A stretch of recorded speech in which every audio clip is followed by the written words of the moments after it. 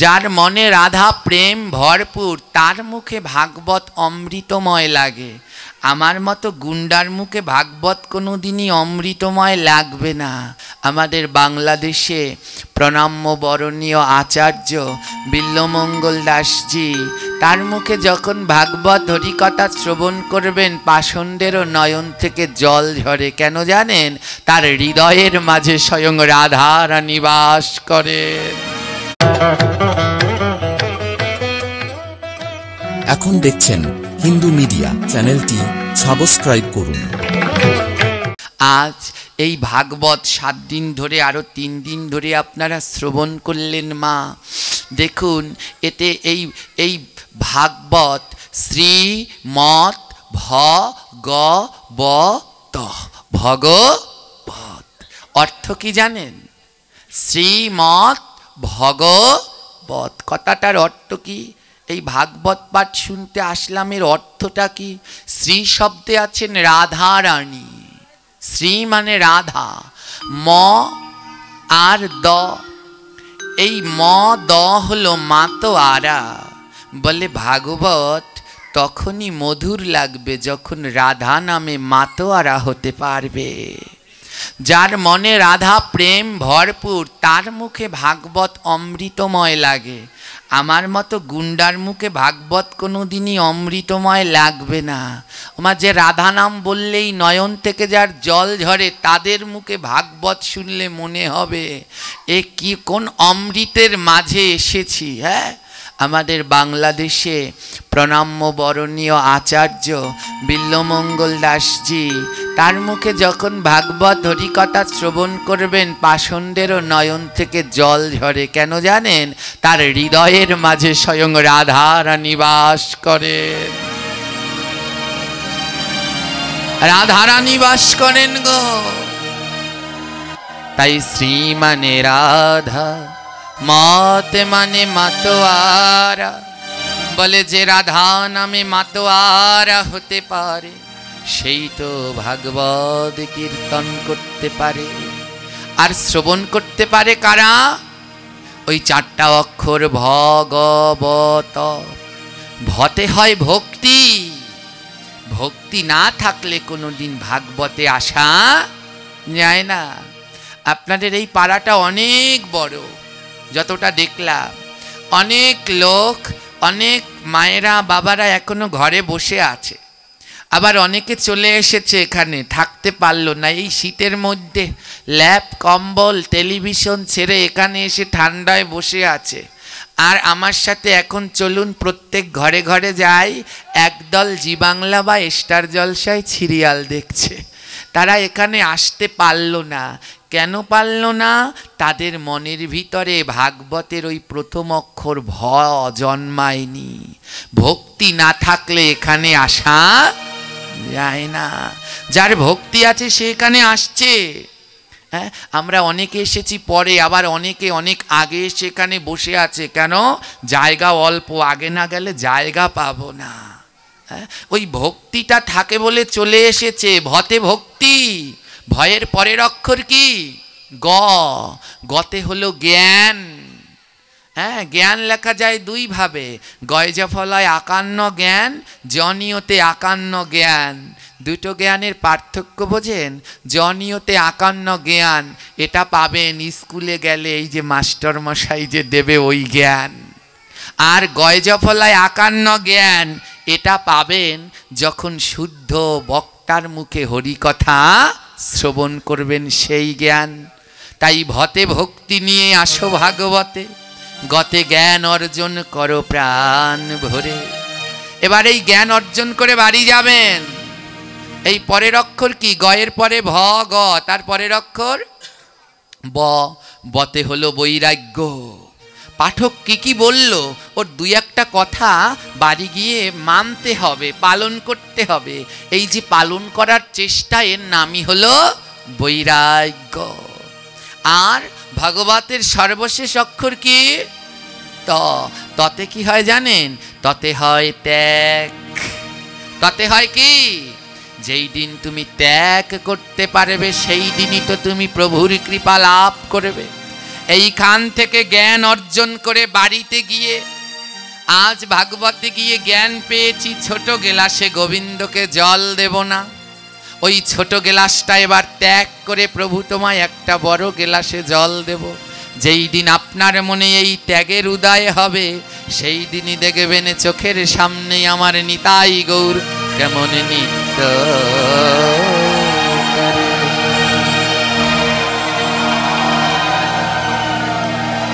ওমা পারবেন তো কালকে? হ্যাঁ, অনেকে আবার মনে করবেন বাবা না আজ কালকে হবে না, ও পরে আরেকদিন নতুন একটা বড় গেলাস আনবো।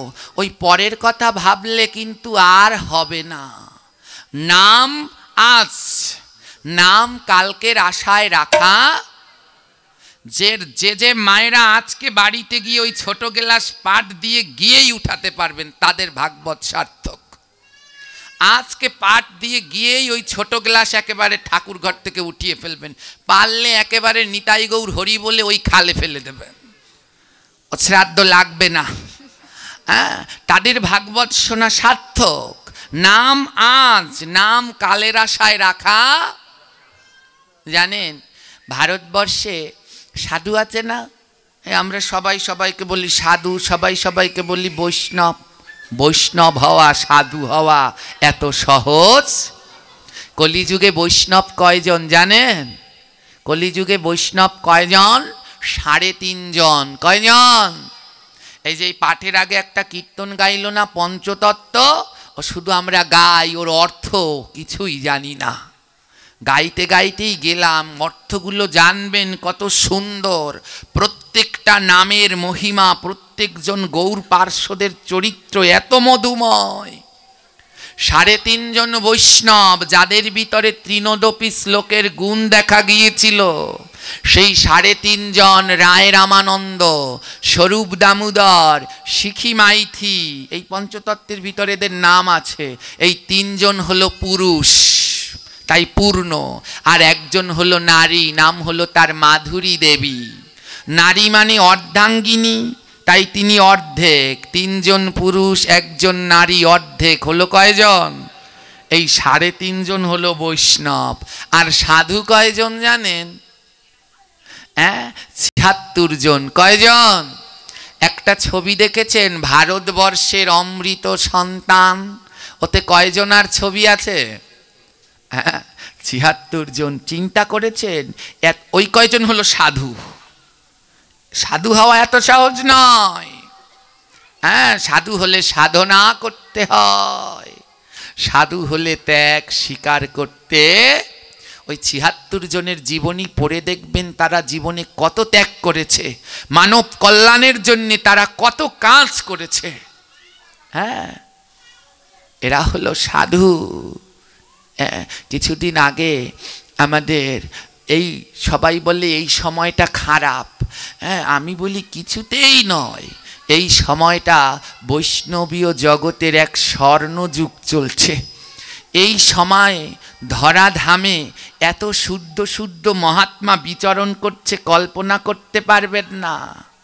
এই সময়ে বৃন্দাবনে প্রেমানন্দ দাস জি, আমাদের জেঠুগুরু শ্রী শ্রী অষ্টোত্তর শত বিনোদ বিহারী দাস জি, কত শুদ্ধ শুদ্ধ মহাত্মা এই সময়ে বিরাজ করছে, কল্পনা করতে পারবেন না। কিছুদিন আগে চলে গেলেন সিয়ারাম বাবা, কত বড় সিদ্ধ সাধক জানেন। ভগবানের আরতি করতো, কোনো গ্যাস লাইট টাস লাইট লাগতো না, হাতে প্রদীপ নিয়ে রাম রাম বলে যেই ঘুরাতো আগুন জ্বলে যেত। ধূপকাঠি প্রদীপ জ্বালাতে কোনো আগুন লাগে না তার। হ্যাঁ, কত দীর্ঘ বয়স, 126 না 27 বছর হয়েছে। ওই বয়সে তার নিষ্ঠা এক বিন্দু কমেনি। কি করতো? হাতে প্রদীপ নিত, কোনো গ্যাস লাইট দিয়ে আগুন জ্বালাতো না, ভগবানের আরতি করতো, নিয়ে এমন ঘুরাতো আর আগুন জ্বলে উঠত। তার হাতে আগুনটা কেন জ্বলতো? আমরা ঘুরালে তো জ্বলে না, কেন জানেন? তার হাতে কোনো লোভ ছিল না। তার কাছে যারা যেত,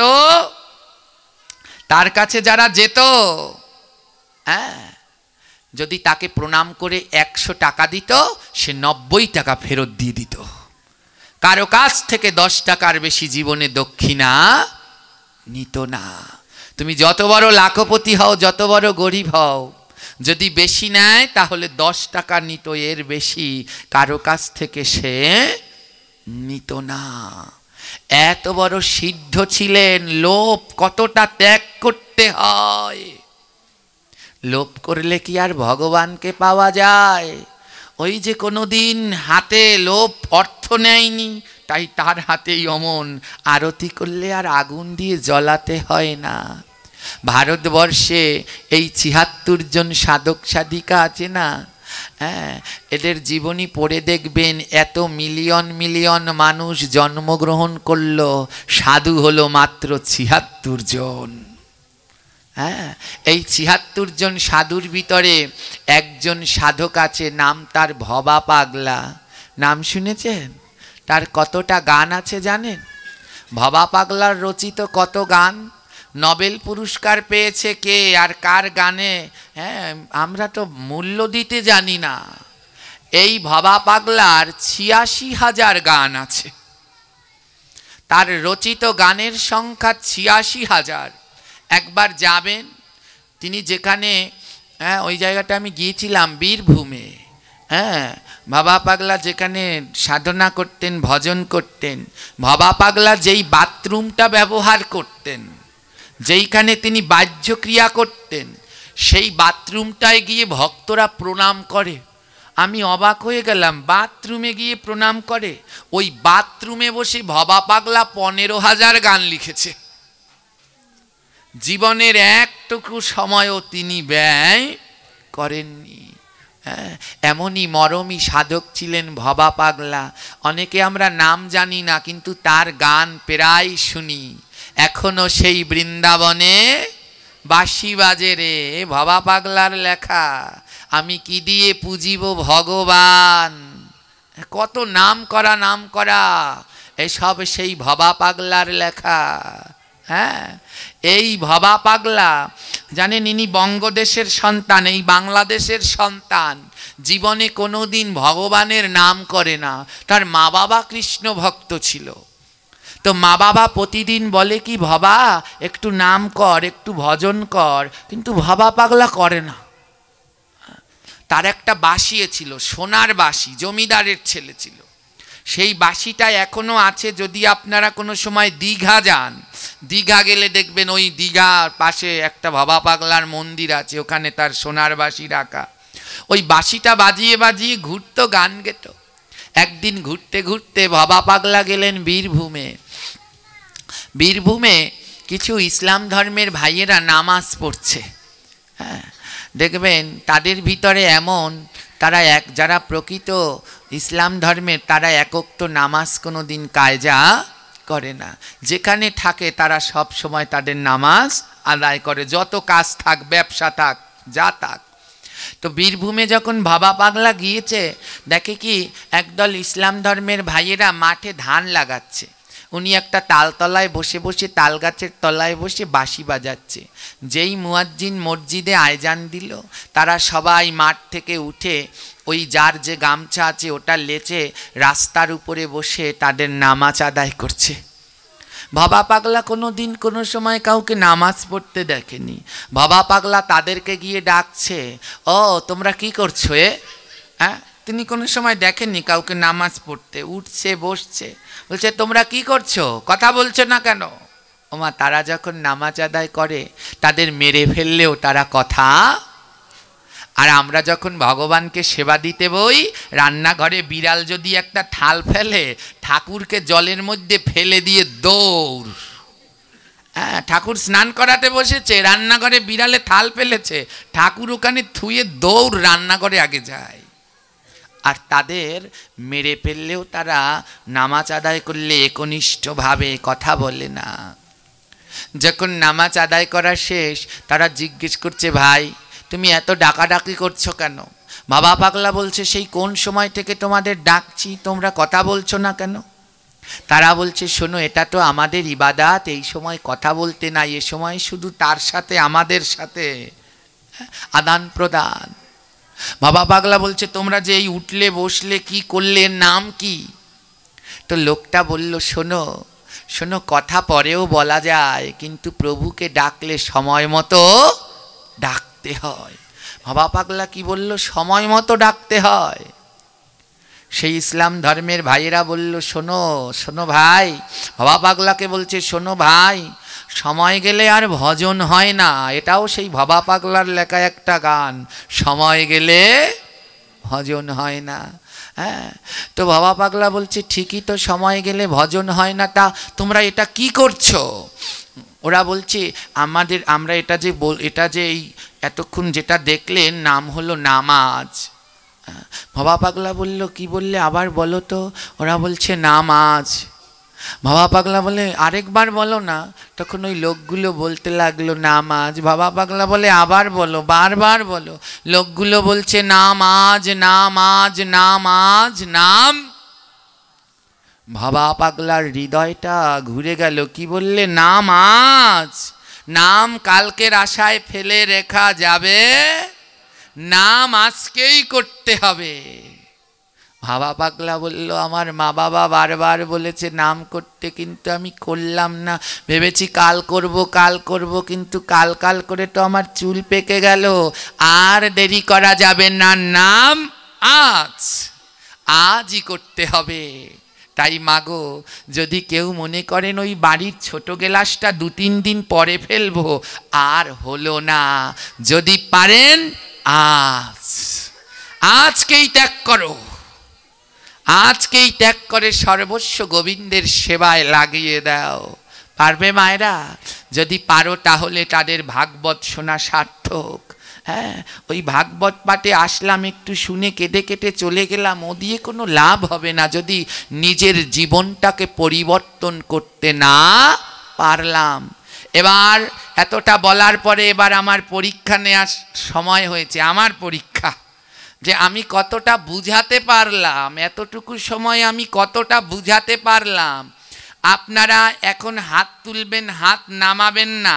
কে কে ছোট গেলাসটাকে ঠাকুর ঘর থেকে বাদ দিতে পারবেন হাত তুলুন। তাদের নামে ভগবানের কাছে ধ্বনি দেব। যা পূর্বে পাপ করেছে সেইগুলো যেন এখনই যায়। বাবারা কারা কারা মায়েদের সাহায্য করবেন?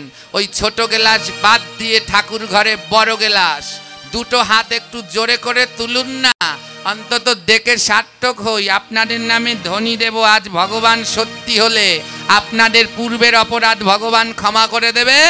আজ থেকে আপনাদের নতুন ভক্তি জীবন শুরু হবে। জয় জয় শ্রী রাধা গোবিন্দ প্রীতি প্রেমানন্দ। হরি হরি বল। ধন্য ধন্য আপনারা ট্যাকের হাটবাসী। আসবার সময় মনে মনে ভাবি জায়গাটার নাম ট্যাকের হাট কেন? ট্যাক মানে উঁচু। ট্যাক মানে কি? উঁচু। তো আমাদের বরিশালের এলাকায় বলে ট্যাক মানে উঁচু। কেউ যদি বেশি মানে ওই কি করে, ওই লাফালাফি করে, অহংকার দেখায়, তাহলে তাদের কি বলে ট্যাকে উঠছো, মানে উঁচুতে উঠছো। তা আসার সময় ভাবছি এই জায়গাটার নাম ট্যাকের হাট কেন। এখন বুঝতে পারলাম আপনাদের এই জায়গার নাম ট্যাকের হাট কেন। কারণ এই সামান্য সময়ে আপনাদের মনগুলো এত ভালো যে আপনারা সবাই হাত তুলে দিয়েছেন ভগবানের সেবায় লাগবার জন্যে।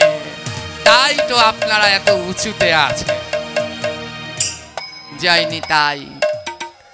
গোরা গোরা গোরা গোরা গৌরাঙ্গ হে, গোরা গোরা গোরা গোরা গৌরাঙ্গ হে, গোরা গোরা গোরা গোরা গৌরাঙ্গ হে, গোরা গোরা গোরা গোরা গৌরাঙ্গ হে, সচির নন্দন গোরা গৌরাঙ্গ হে, সচির নন্দন গোরা গৌরাঙ্গ হে, গোরা গোরা গোরা গোরা গৌরাঙ্গ হে, গোরা গোরা গোরা গোরা গৌরাঙ্গ হে, শয়নে স্বপনে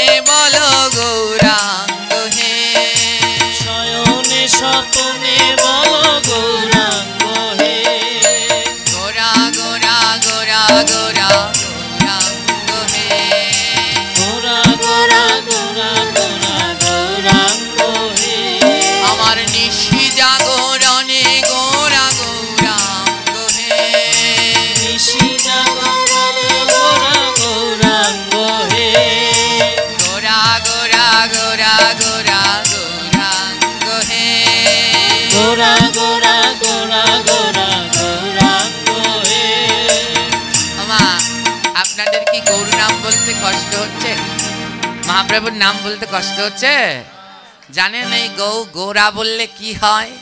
হ্যাঁ, এই গোরাকে বলতে পারেন কৃষ্ণের শক্তি বেশি না গৌরাঙ্গের শক্তি বেশি? গৌরাঙ্গ তাকেই বলছে গোরা। কার শক্তি বেশি, কৃষ্ণের না গোরার? কেন জানেন? কৃষ্ণ হলো বেটা একা, আর গৌরাঙ্গকে জানেন? গোবিন্দের গো আর রাধিকাররা দুয়ে মিলে কলিতে হলেন গোরা। বলে আমার গৌরাঙ্গকে জানো? রাধা আর কৃষ্ণ দুজনে মিলে হয়েছে গৌরাঙ্গ। তা সেই গৌর নাম নিলে কি হয়? কি বলছে শাস্ত্রে জানেন? সহস্রবার কৃষ্ণ বললে যেই ফল হয়, একবার রাধা নামে তাহার অধিক লয়। বলে তুমি 1000 বার কৃষ্ণ কৃষ্ণ কৃষ্ণ বললে যে ফল পাবে, একবার যদি বলো রাধা তাহলে তার অধিক ফল পাবে। বলো রাধে রাধে। আরে পরে কি বললো জানেন? অমন 1000 বার রাধা বললে যেই ফল হয়, একবারে গোরা নামে তাহার অধিক লয়। বলে অমন 1000 বার 1000 কৃষ্ণ কৃষ্ণ বললে যে ফল হয়, একবার রাধা বললে সেই ফল। অমন 1000 বার রাধা বললে যেই ফল, একবার যদি গোরা বলো তাহলে সেই ফল লাভ করে। তাই গৌর নামে কেন অরুচি? সবাই বলুন গোরা গোরা গোরা গোরা গৌরাঙ্গ হে। গোরা গোরা গোরা গোরা গৌরাঙ্গ হে। আমার শয়নে স্বপনে গোরা গৌরাঙ্গ হে। আমার শয়নে স্বপনে গোরা গৌরাঙ্গ হে। বলো গোরা গোরা গোরা গোরা গৌরাঙ্গ হে। বলো গোরা হরি বল। গোরা গোরা গৌরাঙ্গ হে। আমার নিশি জাগরণে গোরা গৌরাঙ্গ হে। নিশি জাগরণে গোরা গৌরাঙ্গ হে। গৌরাঙ্গ হে আমার গৌরাঙ্গ হে। গৌরাঙ্গ হে আমার গৌরাঙ্গ হে।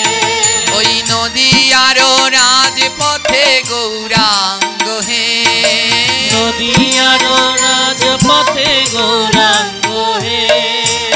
আর নদিয়া নবদ্বীপের কোল আলো করে গৌর নিতাই আমার নাম বিলাচ্ছে। কেমন নাম জানেন? একজনকেও বাদ দেয় না, একজনকেও বাদ দেয় না। পতি চণ্ডাল কাউকে বাদ দেয় না। নিত্যানন্দের শিক্ষা। জগাই মাধাই কলসি দিয়ে নিতাইয়ের মাথা ফাটিয়ে দিয়েছে, কলসি দিয়ে মাথা ফাটিয়ে দিয়েছে। মহাপ্রভু চক্রকে আহ্বান করেছে, চক্র। নিত্যানন্দ প্রভু মহাপ্রভুকে জড়িয়ে ধরে বলছে দাঁড়াও, ও গৌর শান্ত হও। তুমি না এবে কথা দিয়েছ, এবে অস্ত্র না ধরিবে, প্রাণে কারো না মারিবে, নাম দিয়ে জগৎ মাতাবে। তুমি কেন অস্ত্র ধরলে? তুমি রাম অবতারে অস্ত্র ধরেছ, হরি নরহরি নৃসিংহ অবতারে অস্ত্র ধরেছ, কৃষ্ণ হয়েও অস্ত্র ধরেছ, কিন্তু গৌর হয়ে তোমার অস্ত্র ধরা চলবে না। তুমি নাম দিয়ে সবাইকে মাতাবে। নিতাইয়ের দয়া দেখে জগাই গলে গিয়েছে। জগাই গিয়ে মাদাইকে বলছে, ওরে মাধাই, এমন নিতাইকে তুই কেন কলসির কানা দিয়ে মারলি? আমাদের বোধহয় আর প্রেম পাওয়া হবে না। নিত্যানন্দ প্রভু বলছে, ওরে জগাই মাধাই, মারলি কলসির কানা তাই বলে কি প্রেম পাবি না? তা হবে না, তা হবে না। যে জগাই মাধাই নিতাইয়ের মাথায় কলসি দিয়ে মেরেছে, সেই নিতাই জগাই মাধাইকে বুকের মাঝে নিয়ে প্রেমালিঙ্গন করেছে। ওমা নিত্যানন্দের দয়া দেখে মহাপ্রভু বলে, ওগো শ্রীপাদ, আজ তুমি আমার কাছে যা চাইবে তোমায় তাই দেব, এমন দয়ার রূপ আমি তো আগে দেখি নাই। তোমায় মেরে মাথা পাঠিয়ে দিল, তুমি তাদের বুকে নিয়ে কোল দিচ্ছ, এমন দয়া তো দেখিনি। নিত্যানন্দ বলছে, গৌর, আমি যা চাইব তুমি তাই দেবে? গৌর বলে, হ্যাঁ শ্রীপাদ, আজ তুমি যা চাইবে আমি তোমায় তাই দেব। নিত্যানন্দ প্রভু কি বললেন জানেন? নিত্যানন্দ প্রভু বলে, শ্রীপাদ, তোমার এই গৌর অবতারে কেউ বাদ গেল না, নাম প্রেমে সব উদ্ধার হলো, শুধু জগাই মাধাই বাদ থাকবে। ও গৌর, তুমি একটা কাজ করো, আমি নিতাই জীবনে যদি কোনো সুকৃতি করে থাকি, আমার যত পুণ্যের ফল আছে এটা 2 ভাগ করে 1 ভাগ জগাইকে 1 ভাগ মাধাইকে দিয়ে দাও, ওরাও যেন গৌর নামে মাতোয়ারা হয়ে যায়। জগাই মাধাই উদ্ধারিল যেই নামের গুণে, জগাই মাধাই উদ্ধারিল যেই নামের গুণে, আমার জগাই মাধাই উদ্ধারিল যেই নামের গুণে, জগাই মাধাই উদ্ধারিল যেই নামের গুণে। গোরা গোরা গোরা বলো গোরা গোরা গোরা, গোরা গোরা গোরা বলো গোরা গোরা হে। তোমরা গোরা গোরা গোরা বলো গোরা গোরা গোরা, গোরা গোরা গোরা বলো গোরা গোরা হে। আর নবদ্বীপ নদিয়া জুড়ে মহাপ্রভু নাম প্রেমে ভাসিয়ে দিচ্ছে। মহাপ্রভুর সেই নাম প্রেমের বার্তা সমস্ত জায়গায় পৌঁছে গেছে। মহাপ্রভুর এত সুন্দর নাম প্রেম প্রচার। এইদিকে বর্ধমানে শ্রীখণ্ড বলে একটি জায়গা আছে, এখনো রয়েছে। এই শ্রীখণ্ডে বাস করত 2 ভাই, একজনার নাম নরহরি, আরেকজনার নাম মুকুন্দ কবিরাজ। আপনারা একটু আগে পঞ্চতত্ত্ব কীর্তনে গেয়েছিলেন, খণ্ডবাসী নরহরি মুরারি মুকুন্দ। কি লাইনটার অর্থ? শ্রীখণ্ড বলে একটা জায়গা ছিল, সেই শ্রীখণ্ডে 3 জন বৈষ্ণব বাস করতেন, নরহরি, মুকুন্দ আর মুরারি। এরা কারা জানেন? এই যে তুলসী মহারানীকে দেখছেন, ইনি কলিযুগে গৌরলীলায় অবতীর্ণ হয়েছে, নাম হলো তার মুকুন্দ কবিরাজ। কি নাম? মুকুন্দ কবিরাজ। ইনি এখনো যেমন কবিরাজ, আগেও ছিল। হ্যাঁ, তুলসী মানেই কি? কবিরাজ তো, ঔষধ। তাই এই গৌরলীলায় একটা আশ্চর্য জিনিস কি জানেন? যারা পূর্বজন্মে নারী ছিল, গৌরলীলায় তারা সব পুরুষ হয়ে গেছে। যেমন ললিতা, তিনি হয়ে গেলেন রায় রামানন্দ। বিশাখা, তিনি হয়ে গেলেন স্বরূপ দামোদর। যারা যারা নারী ছিল সব পুরুষ হয়ে গেছে। আর এই যে বৃন্দা, ইনি পূর্বজন্মের তুলসী, আর গৌরলীলায় ইনি হয়ে গেলেন মুকুন্দ কবিরাজ। নরহরি আর মুকুন্দ কবিরাজ বলছে, দাদা, মুকুন্দ কবিরাজ বড়, নরহরি ছোট। নরহরি বলছে, দাদা, নবদ্বীপে প্রেমের ঠাকুর গৌর এসেছে, যে নাম দিয়ে জগৎ মাতাচ্ছে। চলো দাদা, আমরা 2 ভাই মিলে সেই গৌর দর্শন করে আসি। আজ নরহরি আর মুকুন্দ গৌর দর্শন করবার অভিলাষে নবদ্বীপে প্রবেশ করলেন। আর কি করলেন? দেখে নবদ্বীপে একটি মাঠের মাঝে নিতাই গৌর 2 ভাই সপার্ষদ নিয়ে নৃত্য করছেন। নরহরি আর মুকুন্দ কবিরাজ 2 ভাই একটা বটবৃক্ষের আড়ালে লুকিয়ে লুকিয়ে মহাপ্রভুর নৃত্য দর্শন করছেন। মহাপ্রভুর নৃত্য দর্শন করছেন নরহরি আর মুকুন্দ। নরহরি বলছে, দেখো দাদা, কেমন সুন্দর করে আমার গৌর সুন্দর নৃত্য করছে, দেখো কত সুন্দর দেখা যাচ্ছে গৌর রূপ।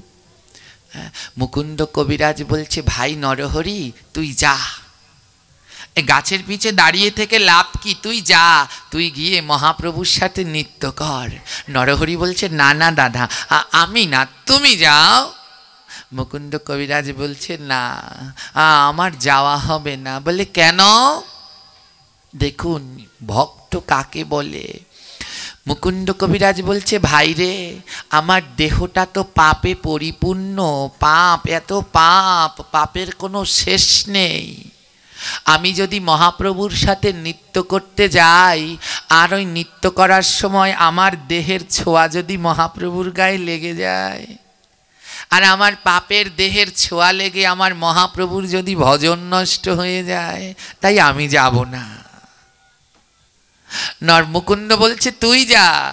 নরহরি কেঁদে কেঁদে বলছে, ও দাদা, তোমার হৃদয়টাই তো শুধু ভক্তি আর ভক্তি। তুমি যদি বলো তোমার হৃদয়ে ভক্তি নাই, তাহলে তো আমার হৃদয়ে কিছুই নেই। দুই ভাই মিলে বৃক্ষের আড়ালে বসে গোরা গোরা বলে কাঁদছে, গৌর গৌর বলে কাঁদছে। গৌর সুন্দরের একই অঙ্গে রাধার কৃষ্ণ বিরাজ করে, একই অঙ্গে রাধা কৃষ্ণ বিরাজ করছে। আজ রাধারানী জিজ্ঞেস করছে, ও গোবিন্দ, এই আচণ্ডাল এরা কেউ তোমার নাম করে কাঁদছে না, তুমি তাদেরকে ধরা দাও। যারা তোমায় ভালোবাসে না তাদেরকেও প্রেম দিলে। আর দেখো ওই দুই ভাই মুকুন্দ আর নরহরি, যারা তোমার নামে প্রেমে নয়ন থেকে কেমন জোরে ঝরছে, অবিরত তাদের নয়নে ধারা বইছে। যারা নয়নে নয়ন জলে তোমায় ডাকলো না, তাদের কৃপা করলে। আর যারা নয়ন জল দিয়ে তোমায় ডাকছে, তাদের কাছে তুমি ধরা দিলে না কেন? গোবিন্দ কি বলছে জানেন? বলছে, রাধে, আমি তো সবার কাছে ধরা দেই না। রাধারানী বলে, কার কাছে ধরা দাও প্রভু? আমার ভগবান বলছে, কার কাছে ধরা দেই জানো? যাদের নয়নে কৃষ্ণ নামের ধারা, নয়নে কৃষ্ণ নামের ধারা, নয়নে কৃষ্ণ নামের ধারা, যাদের নয়নে কৃষ্ণ নামের ধারা, নয়নে কৃষ্ণ নামের ধারা, আমি তাদের কাছে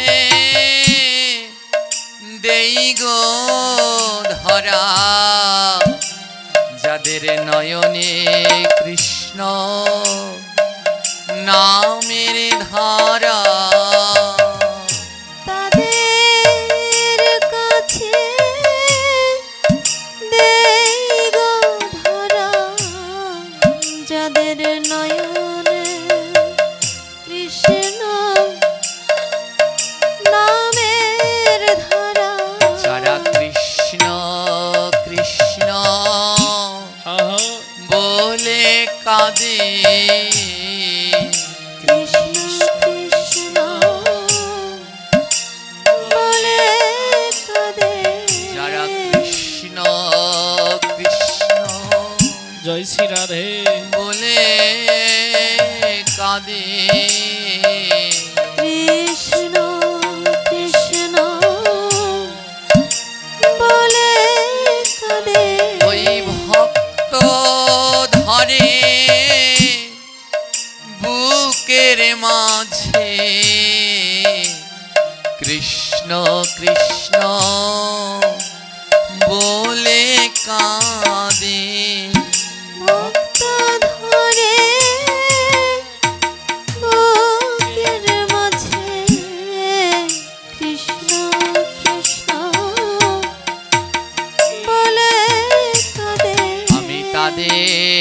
কাছে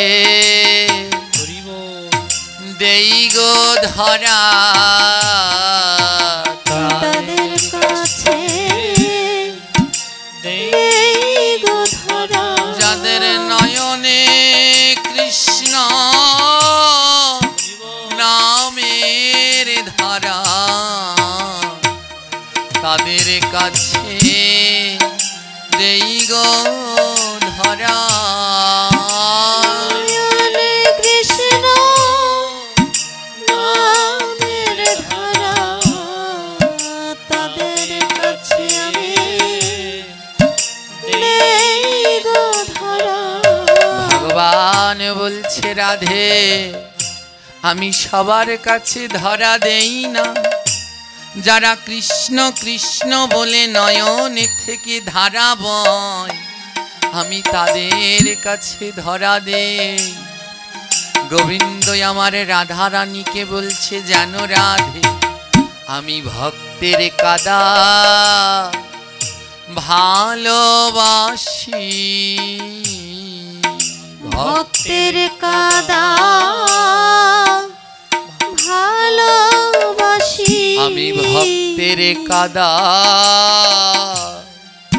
ভালোবাসি, ভক্তের কাদা ভালোবাসি ওই ভক্ত কাঁদলে হই রে খুশি, ভক্তের কাদা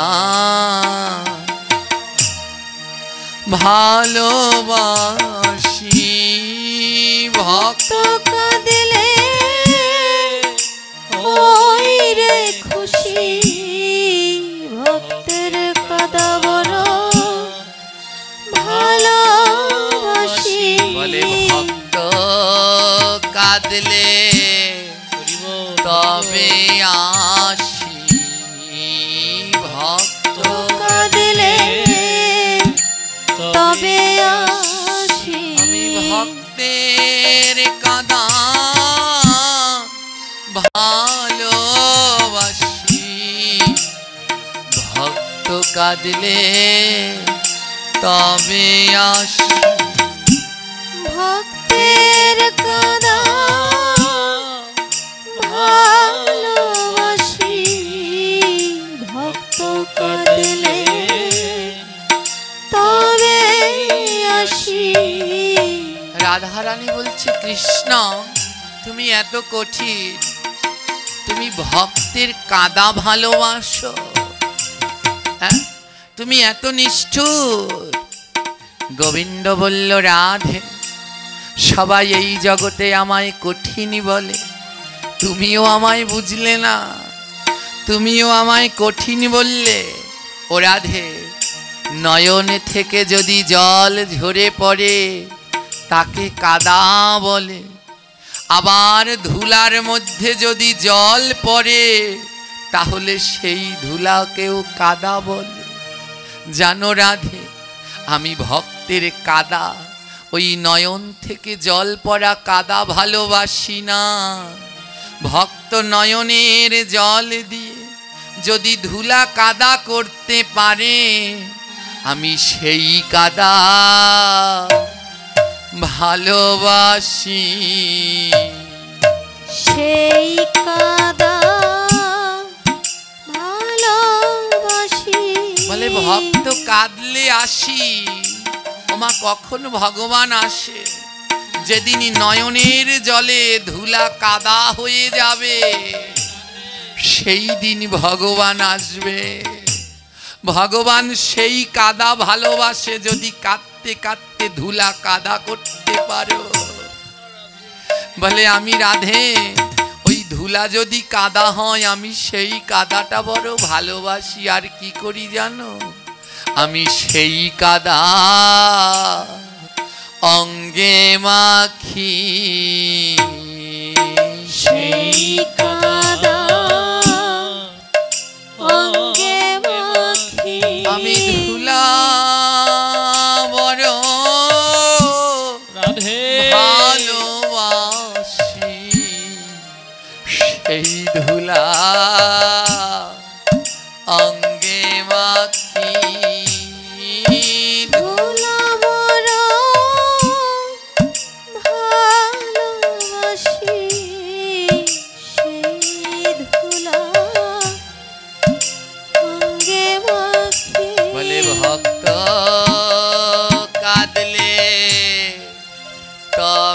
আসি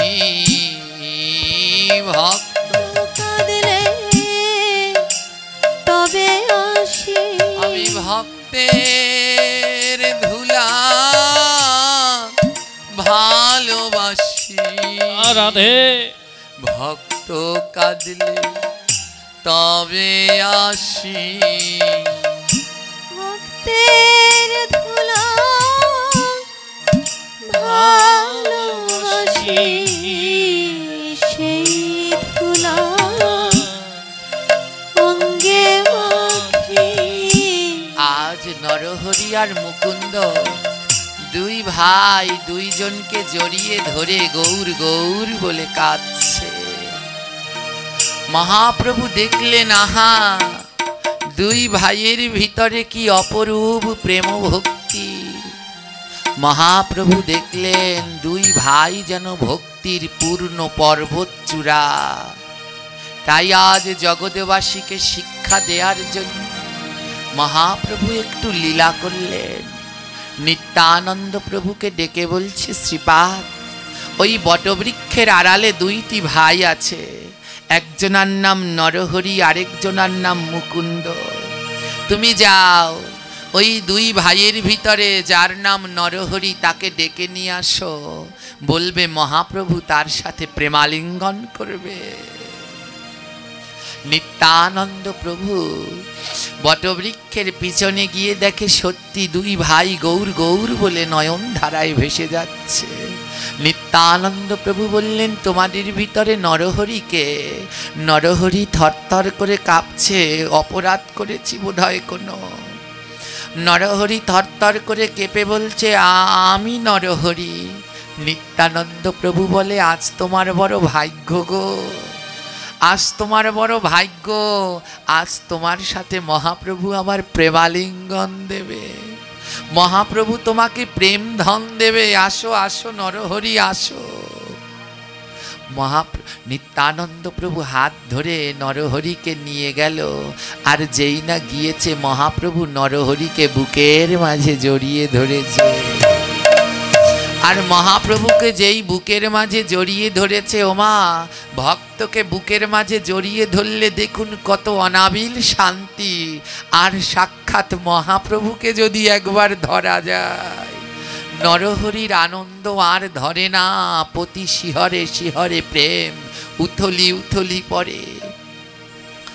নরহরি কিছু সময় মহাপ্রভুর সাথে সেই প্রেমালিঙ্গন করছে, ভক্তবৃন্দ নামে মাতোয়ারা হয়ে নাম করছে।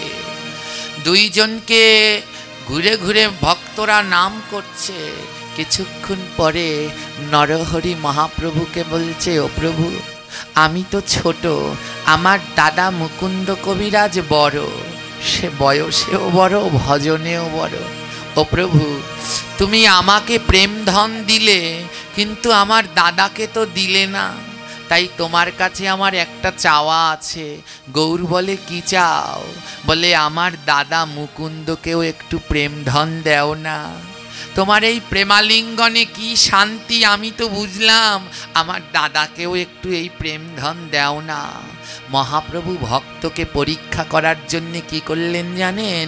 মহাপ্রভু মুকুন্দ সরকার মুকুন্দ কবিরাজকে শুনিয়ে শুনিয়ে বলছে, মুকুন্দ ওই মুকুন্দকে আমি 100 জন্মেও প্রেম ধন দেব না। মহাপ্রভু শুনিয়ে শুনিয়ে বলছে, তোমার ভাই মুকুন্দ ওকে 100 জন্মে, এ জন্মে তো দূর, 100 জন্মেও দেব না, ওর কৃপা 100 জন্মে পরে হবে। এই কথা শুনে মুকুন্দ কবিরাজ আনন্দে নৃত্য করতে লাগলেন। সবাই ভাবল মুকুন্দ কবিরাজ বোধহয় পাগল হয়ে গেছে, কারণ এমন প্রেমের অবতার গৌর যারে দয়া না করে তার তো পাগল হওয়ারই কথা। চণ্ডাল অচাণ্ডাল সবাইকে প্রেম দিল, আর বাদ পড়ে গেল মুকুন্দের মতো পরম ভক্ত। সবাই ভাবল মুকুন্দ বোধহয় পাগল হয়ে গেছে। মুকুন্দ আনন্দে নৃত্য করছে, সবাই গিয়ে সান্ত্বনা দিচ্ছে, ও মুকুন্দ বুঝতে পেরেছি মহাপ্রভু তোমায় প্রেম থেকে বঞ্চিত করেছে, তাই তুমি পাগলের মতো নৃত্য করছো না। মুকুন্দ বলছে, না গো আমি আনন্দে নৃত্য করছি। বলে একই কথা, যাকে মহাপ্রভু বলছি 100 জন্ম পরে প্রেম দেবে, সে কি কোনোদিন আনন্দে নৃত্য করতে পারে? মুকুন্দ কবিরাজ বলছে, হে ভক্তবৃন্দ, আমি তো ভেবেছিলাম আমার মতো পাপীর কোনো জন্মেই কৃপা হবে না, কিন্তু আমার মহাপ্রভু বলল আমার নাকি 100 জন্ম পরে কৃপা হবে, তার মানে আমারও কৃপা হবে। আমি তো ভেবেছিলাম আমার কোনো দিনই কৃপা হবে না, কিন্তু আমার গৌরের এত দয়া, আমার মতো পাপীকেও কৃপা করবেন 100 বছর পরে, তাই আজ আমার বড় আনন্দ। আমি ভেবেছিলাম কোনো দিন কৃপা হবে না, আমারও হবে। নিত্যানন্দ প্রভুর নয়নে জল, হায় রে কেমন ভক্ত, 100 জন্ম পরে কৃপা হবে তাই আনন্দে নৃত্য করছে। নিত্যানন্দ প্রভু বলে, ও মুকুন্দ, তোমার তো 100 জন্ম পরে কৃপা হবে, তুমি এই 100 জন্ম ধরে কি করবে? মুকুন্দ কবিরাজ বলছে, জানো শ্রীপাদ, আমার তো 100 জন্ম পরে কৃপা হবে, তাই আমি 100 জন্ম ধরে কি করব জানো?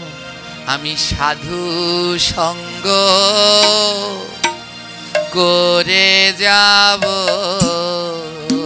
সাধু সঙ্গ করে যাব। বলি যে থাই কৃষ্ণ ভক্ত পাব, সাধু সঙ্গ করে যাব, যে তাই কৃষ্ণ ভক্ত পাবো, আমি সাধু সঙ্গ করে যাব। আমি ভক্তের ধুলা অঙ্গে মাগব, ভক্তের ধুলা অঙ্গে মাখবো। বলি যে থাই কৃষ্ণ হরি বল হরি বল। ভক্ত পাব, ভক্তের ধুলা অঙ্গে মাগব, যেথায় কৃষ্ণ ভক্ত পাবো, ভক্তের ধুলা অঙ্গে মাখবো। আমি সাধু সঙ্গ রাধে করে যাব, সাধু সঙ্গ করে যাব। বলে ও শ্রীপাদ, ও নিতাই দাদা, মহাপ্রভু তো আমায় 100 জন্ম পরে কৃপা করবে আমার এই তাপিত দেহটাকে শুদ্ধ করবার জন্য। আমি 100 বছর ধরে সাধু বৈষ্ণবের সঙ্গ করব, যেন 100 বছর পরে আমার এই দেহটা শুদ্ধ হয়, আর 100 বছর পরে যেন গৌর আমাকে বুকের মাঝে জড়িয়ে ধরে। ভক্তের হেন ভক্তি দেখে আমার গৌরাঙ্গ মহাপ্রভু বলে, ওগো মুকুন্দ, তোমার 100 বছর কেটে গেছে, 100 বছর কেটে গেছে। তোমার প্রেম ধন পাওয়ার সময় হয়েছে, আগো 100 বছর কেটে গেছে। প্রেম পাওয়ার সময় হয়েছে, 100 বছর কেটে গেছে। আজ মুকুন্দের হেন প্রেম ভক্তি বিশ্বাস দেখে বলে, ও মুকুন্দ, তোমার আর 100 বছর অপেক্ষা করতে হবে না, তোমার বিশ্বাস দেখে তোমার 100 বছর কেটে গেছে। মহাপ্রভু দুটি বাহু বাড়িয়ে দিয়ে বলছে, ওরে আয়া এ ভক্ত, ভক্ত বুকে আয় রে আয় আয় ভক্ত বুকে আয় রে আমি ভক্তের অঙ্গ পরশ করি আয় আয় ভক্ত বুকে আয় রে ভক্তের অঙ্গ পরশ করি আয় আয় ভক্ত বুকে আয় রে। আর মহাপ্রভু যেই বলেছে আয় আয় মুকুন্দ আমার বুকে আয় তোর অঙ্গ পরশ করি, মুকুন্দ বলছে প্রভু গো এই দেহ আমার পাপের তরি, দেহ আমার পাপের তরি, আমি আর তো তরি বাইতে নারী, দেহ আমার পাপের তরি, আর তো তরি বাইতে নারী, দেহ আমার পাপের তরি। ও প্রভু আমার দেহটা না একটা পাপের তরি, পাপ জমা হতে হতে এমন ভরে গেছে আমার এই দেহ নৌকায় আর চলে না, আমার এই পাপ কিসে খণ্ডন হবে গৌর? বলে কিসে খণ্ডন হবে জানো? বলে ভক্তের অঙ্গ পরশ করি, ভক্তের অঙ্গ পরশ করি আমার যমযাতনা খণ্ডন করি,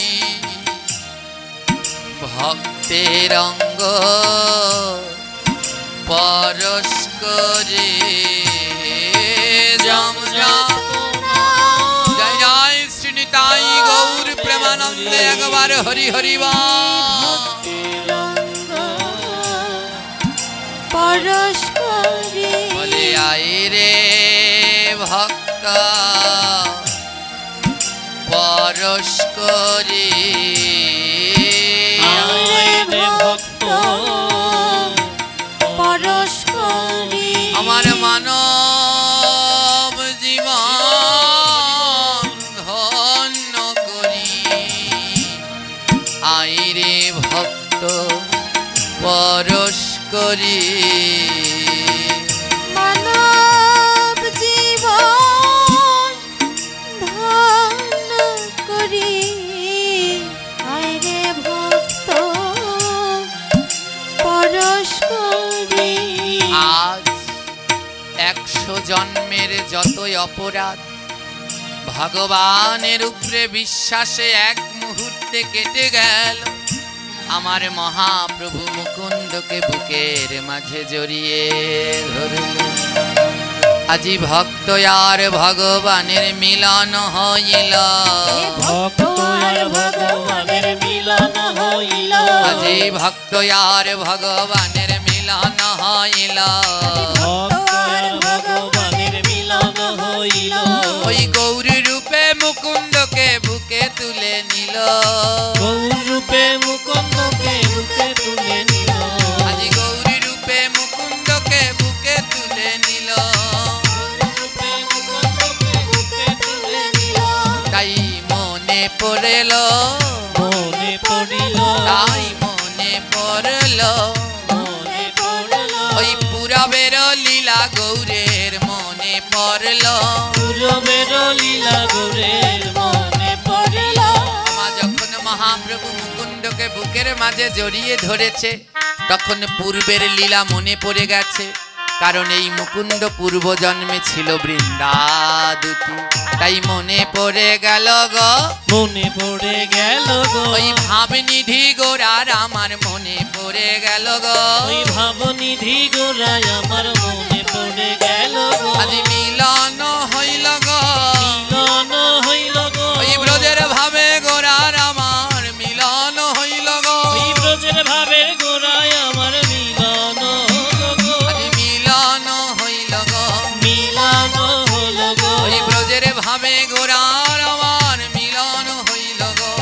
সহজের ভাবে গোড়ায় আমার মিলন হলো গো। এবার নাচিতে লাগিল, নাচিতে লাগিল, গোরা গোরা গোরায় আমার নাচিতে লাগিল, গোরা গোরা গোড়ায় আমার নাচিতে লাগিল। বলে গোরাই নাচিছে, গোরাই নাচিছে, আরে গোরাই নাচিছে, গোরাই নাচিছে, আরে প্রেমে বিভোর হয়ে আমার গোরাই নাচিছে। এই প্রেমে বিভোর হয়ে আমার গোরাই নাচিছে।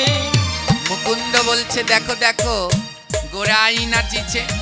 নরহরি বলে না না দাদা, তুমি বলো গোরাই নাচিছে, কিন্তু আমি কি দেখছি জানো?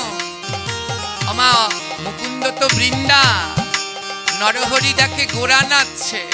মুকুন্দ বলে না না, ও তো গোরা না, গোরাই নাচিছে, গোরাই নাচিছে, গোরাই নাচিছে, গোরাই নাচিছে।